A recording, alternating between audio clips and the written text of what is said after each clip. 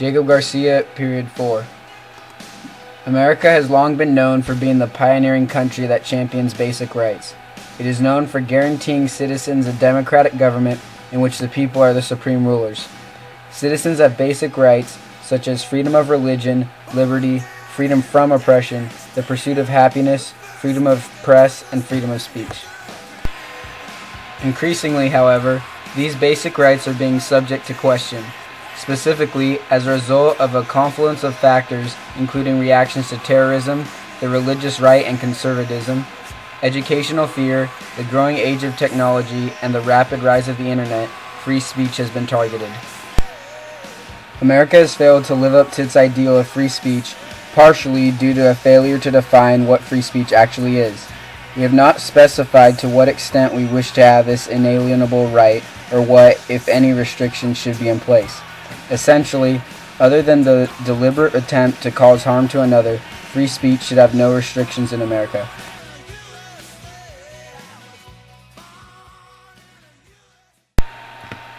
Specifically, free speech has been restricted in America simultaneously with the rise of terrorism. We have failed to define free speech regarding what kinds of support to foreign organizations should be ruled an act of terrorism. According to Nina Totenberg in the article, "Does the Patriotic Act Violate Free Speech?"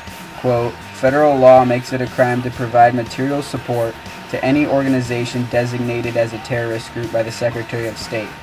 But the definition of material support includes not just providing weapons, money, or bomb-making skills. It includes providing any sort of expert advice, training, or personnel, including advice on how to resolve disputes peacefully, or training on how to make human rights claims before the United Nations." End quote. This, however, is a blatant shot at restricting the power of the First Amendment. It makes simple acts of kindness and support to foreign organizations illegal, merely because the federal government dislikes an organization. So, what constitutes preserving both free speech and protection for our country? As a reminder, the Supreme Court case Yates v. U.S. declared preaching and teaching is not illegal, however, action is. As a result, we must be able to distinguish the intentions of the aid. The Patriotic Act essentially outlaws any type of support being supplied to terrorist organizations, simply because it will hurt the national interests of the United States. However, teaching of a radical idea is also exercising free speech. We must not be so quick to rule thoughts or the loss of money an act of terrorism in order to preserve this vital right. The downfall to free speech is this: many feel vulnerable and not in command of what ideas are being expressed. Those that are not in the interest of the United States or of the individual are considered terrorism. Also, without free speech, many people feel a sense of safety from the masses and diverse ethnicities that have viewpoints that differ from our own. Many find it comforting in knowing that their ideas are unchallengeable and are accepted across the world. Even with these downfalls, why should we express free speech? Primarily, free speech is the only way in which thoughts are expressed. Free speech circulates different ideas and approaches that are in pursuit of constant improvement and the attitude of never being complacent. Also, by guaranteeing free speech, we guarantee a basic right of the Constitution, the First Amendment. Lastly, free speech allows us to criticize authority without fear, and creativity in society is not denied. The decline of free speech is also seen in the censorship of music and radio. This has occurred because we have failed to find the difference between what is free speech and what is harm to the youth of America. According to an ABC News article titled "Radio Station Faces Fine for Playing Eminem," the FCC states, quote, "The rap song contains unmistakable offensive sexual references. Such a song is inappropriate for broadcast during times when children may be in the audience," end quote. The article proceeds to state, quote, "The agency can restrict broadcasts of indecent material when there is a reasonable risk that children hear them." Is the FCC really concerned with protecting children, or are they simply concerned about protecting the image of their own organization? The lyrics contained in this so-called obscene song are realities that are experienced in many poor communities. If we fail to allow people to speak about these truths, by default we are contributing to these obscene realities. This issue at hand is a parenting approach, but in extension, it strikes at a musician's fundamental right of free speech. Parent your child as you wish. That is a personal decision of your own. But this song does not lead to any direct physical harm, so the radio stations should be able to play what it wishes. Simply because the FCC does not appreciate Eminem blasting them constantly, does not mean that they have the authority to alienate one of his basic liberties. Music offers a certain kind of paradise for you, a haven in which they can isolate themselves from the adult world. Censoring what is broadcasted on the radio essentially does more harm than it does good.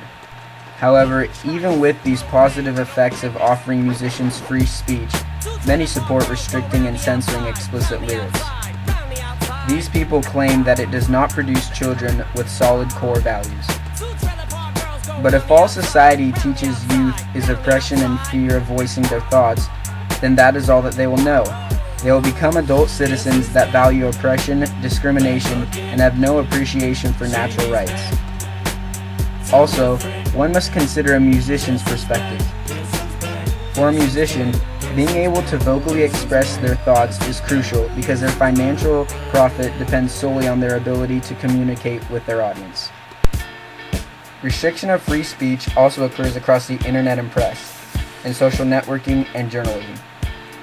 According to the academic journal titled Censorship in the Student Press, quote, "What students learn in the government class, however, may not be what they learn as editors-in-chief of student newspapers. U.S. schools are being charged with the censorship of student publications at an ever-increasing rate," end quote. Also, according to the article Arizona Lawmakers to Review Cyberbullying Bill Over Free Speech Concerns, quote, "Members of the Arizona House and Senate will review a recently passed anti-cyberstalking bill after critics raised concern that it's so broad that it could authorize arrests for online trolls who write mean comments on social media and news sites," end quote. However, this bill was only intended to seek out people who engage in stalking, nothing more. Essentially, Liz Goodwin addresses this issue when she states, quote, "Sending someone an offensive email containing profane or lewd words isn't necessarily a crime. Digital messages must rise to the level of harassment or obscenity before they can be declared illegal," end quote. Further, Sarah Zale, a college Shoreline professor, supports this concept when she states, quote, "A lack of dialogue is not an effective means to ending conflict. It simply precludes any opportunity for two conflicting sides to understand the other," end quote. Regardless, there have been various incidents in which the Supreme Court has ruled in favor of administrative control over student press releases. Take, for example, the 1988 Supreme Court decision Hazelwood School District versus Colmere. In this decision, the Supreme Court ruled in favor of high school officials having the right to censor student publications if there were any concerns. This is nearsighted and a complete shame. How do we expect to foster professional journalists if all they experience is censorship of their ideas? Another problem with restricting free speech is who would decide which ideas cannot be displayed.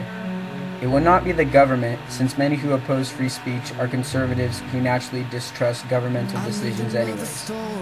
And giving a single person the power to make these decisions would borderline on dictatorship.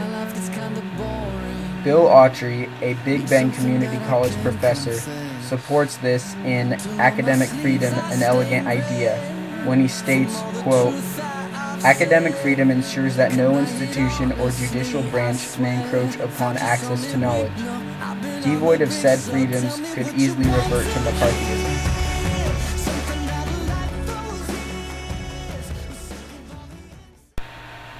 Margot Boyer, a North Seattle Community College professor, sums it up nicely in Teaching Tolerance when she states, "The impulse to limit freedom of expression often comes from good intentions.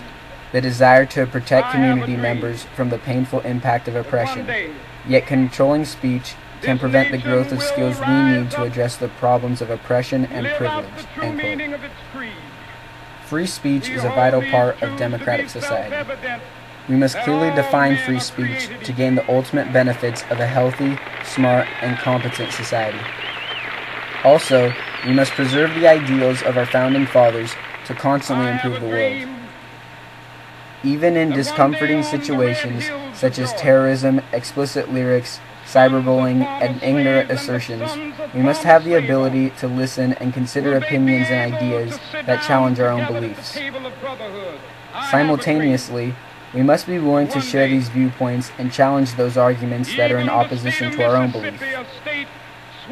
It is this dialogue that must be protected in order to preserve the aspect that makes America unique, free speech. Will be transformed into an oasis of freedom and